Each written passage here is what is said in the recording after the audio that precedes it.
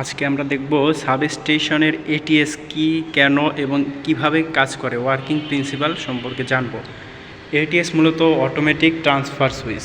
যখন বিদ্যুৎ থাকবে না তখন এটি অটোমেটিক জেনারেটরে শিফট করবে এবং জেনারেটর থেকে ফ্যাক্টরির লোড চলবে। আবার যখন বিদ্যুৎ চলে আসবে তখন এটি জেনারেটর অফ করে আবার বিদ্যুতে লোডটা ট্রান্সফার করে দিবে। এই মূলত কাজ।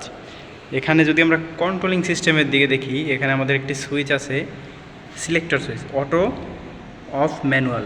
যদি এটাকে আমি অফ রাখি সেই ক্ষেত্রে আমার এই পোর্শনটা সম্পূর্ণ অফ থাকবে। এটা যদি জেনারেটর পোর্শন হয় তাহলে আমাদের জেনারেটর অফ থাকবে, তখন শুধু আরইবি থেকে চলবে। যদি আমরা আরইবি অটো দেই তখন আরইবি বিদ্যুৎ থাকলে এটা অন হবে, বিদ্যুৎ থাকবে না এটা অফ থাকবে, জেনারেটর চলবে না, কেননা এখানে জেনারেটর আমাদের অফ পজিশনে আছে। এখন যদি দুটোটা আমরা অটোতে রাখি, এটাও অটো এবং জেনারেটরও অটো, সেই ক্ষেত্রে প্রায়োরিটি আমার বিদ্যুৎ কারেন্টে দেওয়া আছে। এখন যদি পিডিবির লাইন থাকে সেই ক্ষেত্রে আমাদের পিডিবির লাইন থেকে সাবস্টেশন পাওয়ার পাবে এবং ওটা থেকে ফ্যাক্টরি চলবে।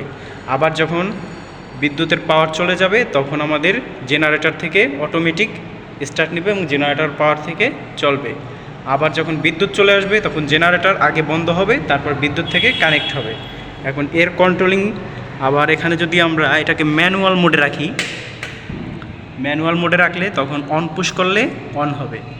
দোনোটায় যদি ম্যানুয়াল থাকে আমরা যেটা অন করব সেটা অন হবে, তবে শর্ত একটাই, যে কোনো একটা অন হবে। আরইবি অন হলে জেনারেটর অন হবে না, আবার জেনারেটর অন হলে আরইবি অন হবে না। ম্যানুয়াল মোডে যে কোনো একটারে আমরা আগে চালাবো, আমরা যেটাকে চালাবো সেটাই আগে চলবে। ওকে, এখন আমরা এটার কন্ট্রোলিং সিস্টেমটা যদি দেখি ভিতরে, এটা আমাদের একটা এসিবি দিয়ে করা আছে। আরইবির জন্য এসিবি এবং জেনারেটর পার্টের জন্য এসিবি দেওয়া আছে। কন্ট্রোলিংয়ে যদি আমরা আরইবির পার্টে দেখি, আরইবির পার্টে আমাদের এখানে একটি বিএসপি D1, এটা একটি ফেজ ফেলোয়ার রিলে। যদি আমাদের কোনো ফেজ ফল্ট থাকে, একটা ফেজ মিসিং থাকে, সেই ক্ষেত্রে এটা অ্যাক্টিভ হবে না এবং আরইবির লাইন কোনো ক্রমেই পাস হবে না।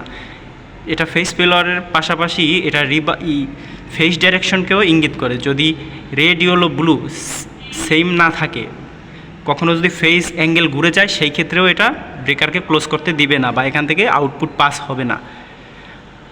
আর এখানে কন্ট্রোলিংয়ের ভিতরে রেড, ইয়েলো, ব্লু বাসবার শর্ট করা আছে। এখানে আমাদের একটি মেইন রিলে আছে। এই রিলেটাই মূলত আমাদের এটিএসটাকে কন্ট্রোলিং করে, যে আমাদের প্রায়োরিটি দেয় কোনটা আমাদের আগে চলবে।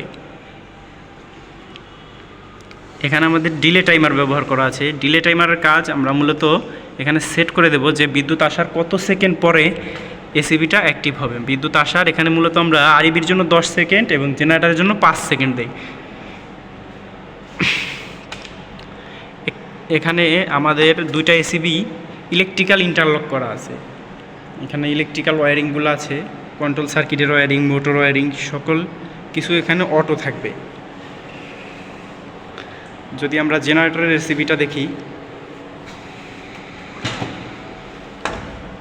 ওইখানেও আমাদের সেম ওয়্যারিং করা আছে এবং একটি ডিলে টাইমার দেওয়া আছে এবং আমাদের দুটোটা এসিবির ভিতরে আন্ডার ভোল্টেজ কয়েল অ্যাক্টিভ করা আছে, যার কারণে এখন এখানে চার্জ পজিশনে থাকলেও এটি ওকে নেই, কারণ এখানে আন্ডার ভোল্টেজ কয়েল অ্যাক্টিভ করা আছে। আন্ডার ভোল্টেজ কয়েল থাকার কারণে এটি এখন স্ট্যাক পজিশনে আছে। যখন বিদ্যুৎ আসবে বা এখানে লাইন থাকবে তখন আন্ডার ভোল্টেজ অ্যাক্টিভ হবে এবং অটোমেটিক কাজ করবে। এবং জেনারেটরে আমরা একটি সেন্স এখান থেকে দিয়ে দেব। জেনারেটর যদি ফেজ ফেলোয়ার সেন্স হয় তাহলে এখান থেকে আমরা আরইবির 3টা ফেজ জেনারেটরের ফেজ ফেলোয়ার দিয়ে দিব, যে আরইবির যদি ফেজ ফেল হয় সেই ক্ষেত্রে জেনারেটর অটো মোডে রান নেবে। আর যদি ফেজ ফেলোয়ার সিস্টেম না হয়, এনওএনসি সিস্টেম হয়, সেক্ষেত্রে আমরা রিলের একটা এনসি পাস করে জেনারেটর অটো স্টার্ট মোডে চালু করব। আজকের ভিডিও এই অবধি। পরবর্তীতে যে সময় আমরা এটাকে কমিশনিং করব সেই সময় প্র্যাকটিক্যাল এখানে আমি অপারেট করে দেখাবো।